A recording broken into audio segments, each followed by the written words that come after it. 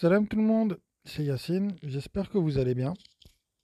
Alors, il y a un verset dans le Coran qui dit la chose suivante. La majorité des gens d'ici-bas croient seulement en Allah en lui donnant des associés. Donc les gens ils croient en Allah et ils l'associent. Question, question.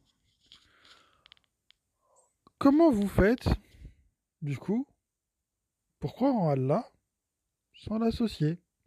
Comment est-ce que vous vous préservez du shirk? Comment? Comment? En lisant ce verset, comment avez-vous réfléchi? Quelle stratégie avez-vous mis en place afin d'éviter le shirk? Hmm. Moi, la mienne, elle est simple. Si j'ai dégagé tous les imams, tous les savants, tout ce qui n'avait absolument aucun rapport avec Dieu, je l'ai dégagé. J'ai dégagé tout ça là.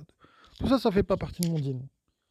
J'ai dégagé tous les hadiths rapportés par un tel, par un tel, par un tel, parce que Allah dit de ne suivre que ce qu'il a révélé. La sunna, c'est pas de la révélation. Les savants, ils suivent cette fameuse sunna. Dégagée aussi. Mhm. Les traditions familiales, pareil. Pareil. On a vu dans les précédentes vidéos que les nabis allaient à l'encontre des traditions familiales. Très bien.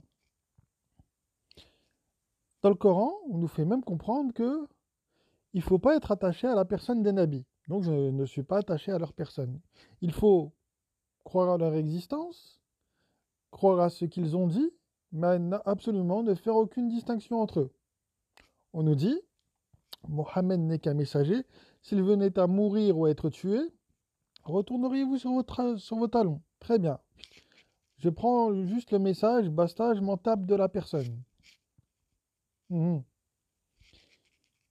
C'est quand même important. Enfin, je sais pas, il y a beaucoup de choses qui nous sont dites dans le Coran. Alors, dans le Coran, on nous dit, donc, enfin, je pense que ça s'adresse aux prophètes, nous avons fait descendre sur toi le Coran afin que tu l'exposes aux gens pour qu'ils réfléchissent. Donc les gens devaient réfléchir sur le Coran. Ne réfléchissent-ils pas sur le Coran? S'ils venaient d'un autre cas là, ils y trouveraient maintes contradictions. Bien. Donc il faut réfléchir. Mhm. Et réfléchir comment? Seul ou à deux? Oh, très bien. Seul ou à deux? Moi j'ai choisi seul. Et bien évidemment, je partage avec d'autres croyances avec d'autres croyants, pardon, qui ont la même croyance que moi. Bien. Mhm.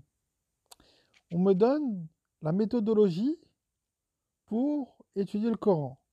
Lorsqu'un tel Coran est récité, voilà, sois attentif, ne hâte pas ta langue pour réciter un tel Coran. Et c'est à nous qu'incombe son explication, très bien. On nous demande de faire le tarsil, très bien, donc je le fais aussi, etc., etc., etc. Bref, voilà, voilà toute la stratégie, moi, personnellement, que j'ai mis en place euh, pour, euh, pour ne pas tomber dans le shirk. Très bien. Mais les sunnites et les chiites, là, comment vous vous préservez du shirk? Comment?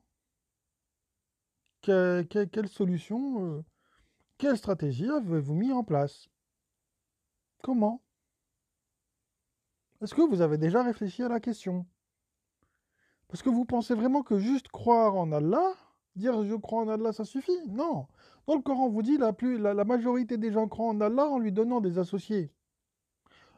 Donc lisez un peu les passages où on parle des associés et des associateurs, et vous allez comprendre que vous êtes à côté de la plaque. Mhm. Vous allez le voir. Donc, moi, j'aimerais une réponse de votre part. Parce que c'est bien beau de me critiquer, etc. Ou d'inventer des choses sur moi. Hein, parce qu'il y a pas mal de hadiths qui tournent sur moi. Bientôt, on va dire que je suis prophète dans leur hadith. Vous allez voir. Hein, ils inventent des choses sur moi, des choses que je n'ai absolument jamais dites et tout. Mais bon, ou que j'ai jamais fait. Et ça m'invente des vies. Mais bon, c'est pas grave. Hein. Le Coran dit est-ce que vous aimeriez manger la chair de votre frère mort? Bah, C'est ce que vous êtes en train de faire quelque part. Oui, parce que sunnite, dans le sunnisme, je suis mort, hein. On est d'accord? Voilà. Euh, donc, comment vous faites? Comment vous faites pour vous préserver du shirk, sachant que vous ne suivez pas que la parole de Dieu seul, je le rappelle. Comment vous faites? Comment vous faites pour vous préserver du shirk? Hmm. Sachant qu'en plus de ça, quand on lit le Coran, on voit que le shirk, ça amène à de nombreuses injustices. Injustices présentes dans le sunnisme en plus, hein. Injustices qui sont présentes dans le sunnisme. Quand on regarde coraniquement, les injustices qu'on trouve faites par les mouchriks, on retrouve exactement les mêmes dans le sunnisme et dans le chiisme.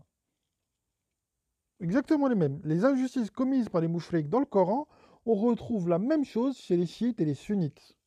Donc moi, voilà, au bout d'un moment, ok, d'accord, c'est beau de rigoler sur ma pomme, hein, les sunnites, mais dites-moi, vous, quelle est votre réflexion?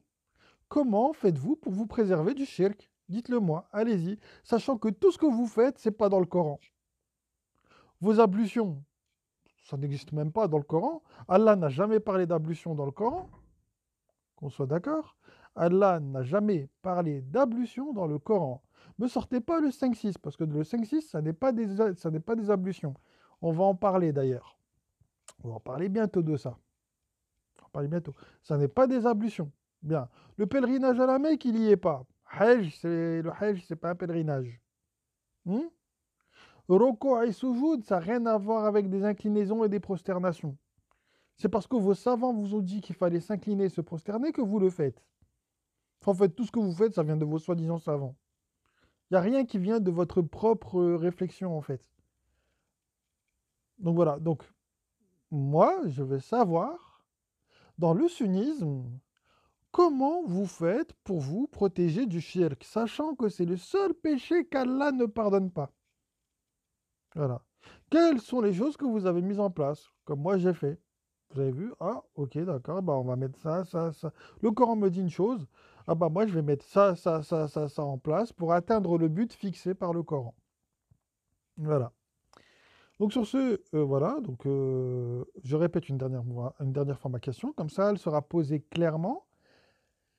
Quelles sont les stratégies que vous avez mises en place pour ne pas tomber dans le shirk? Voilà. Sur ce, je vous passe le salam et je vous dis à une prochaine. Salam.